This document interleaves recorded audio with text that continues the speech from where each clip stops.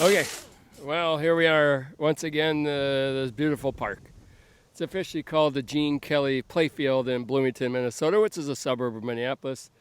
But over there, growing up, there used to be an elementary school called Riverside, and those of us that went to Riverside, I went there for first grade, call this area Riverside, just for fun. Anyways, let's talk sports. I feel kind of in a trivia type mood, or rather than just focus on one thing like football, the Vikings, or training camp. There's a lot to say, of course. But speaking of that, um, this is something that happened during the draft. Kyle Hamilton was the number one rated safety coming out of college, consensus number one. And then our guy Lewis Sign was like number 2 or 3 or 4 or whatever. We had a chance to draft Kyle Hamilton, who again I will say was the consensus number one safety coming out of the college ranks, and we passed on him. We could have got him and passed. We traded down. We took Lewis Sign, and Lewis Sign is a damn good safety coming out of college, right? He can cover those flats. He's known for going left, right, left, right, left, right. He's a hard hitter kind of thing. So when Aaron Rodgers tries to burn us with those little 5-yard, 10-yard flare outs, and then the receiver runs rampant on us because our guys are so far back, Lewis Sign will take care of that. He'll be all over the guy and just blast him into the sidelines. So, but I heard this line of reasoning. Our GM, is a Princeton economics guy, very analytical, worked in Wall Street, et cetera, et cetera. One of the theories people have as far as why we took Sign over Kyle Hamilton is money.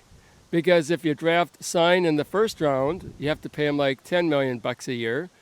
If you draft Lewis Sign, he only gets like half of that in the end of the first, top of the second, wherever he got drafted, like $5 million. So was this a Moneyball move by the Vikings?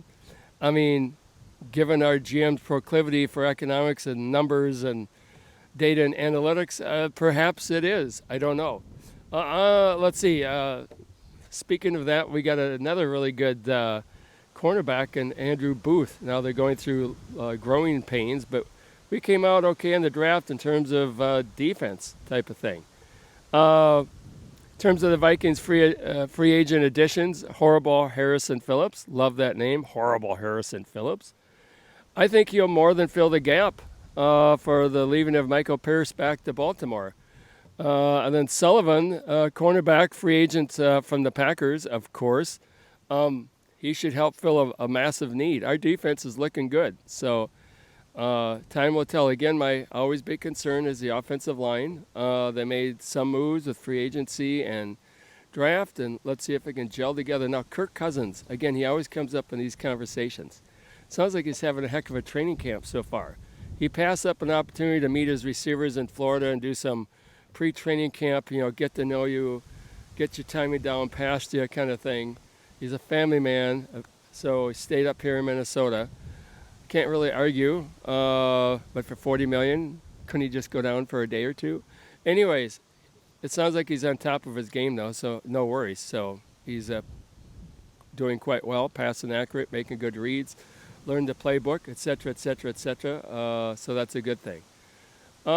Let's see, I was going to mention, let's talk baseball for a second. Let's talk Aaron Judge. He's got, 40-plus homers and 80-plus RBIs, something like that. He's on track, I think, to beat Roger Maris. Can he do it? Now, remember Barry Bonds and Mark McGwire and Sammy Sosa just everybody getting over 60 and blasting them and hitting 70.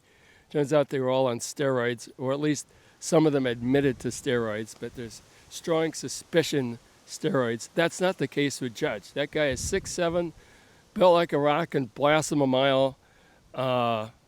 It'd be cool if he did it. It's damn Yankees, though, right? I want to talk real briefly about tennis and Novak Djokovic.